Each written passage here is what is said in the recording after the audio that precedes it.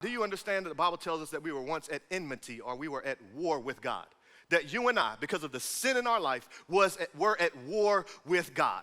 That God could not look upon us, and that we were going to have to suffer the wrath or the punishment for what we have done. But do you know what the gospel says? That you and I, if we are in Christ, are no longer enemies of God, but we are sons and daughters of God. Do you understand when you go from being God's enemy to God's son or daughter, that God doesn't pour his wrath out on you because it was poured out on Jesus, and you have been adopted as sons and daughters of the Most High? The reason you and I can have joy in our circumstances is because we've been given adoption papers to let us know we are forgiven and we belong to a holy God that otherwise could not look upon us.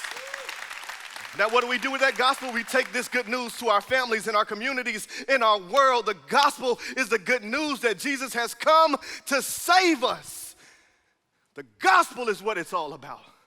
The gospel is a fire that cannot be extinguished. It's a river whose flow will not be stopped. It's a wind that cannot be tamed, a light that never dims in darkness, a foundation that cannot be shaken, and a compass that always points us to Jesus. The gospel of Jesus Christ is the thing that gives me joy, because the gospel will not be stopped no matter what happens around it. Even in the midst of adversity, I thank God for the good news of Jesus Christ that has saved me.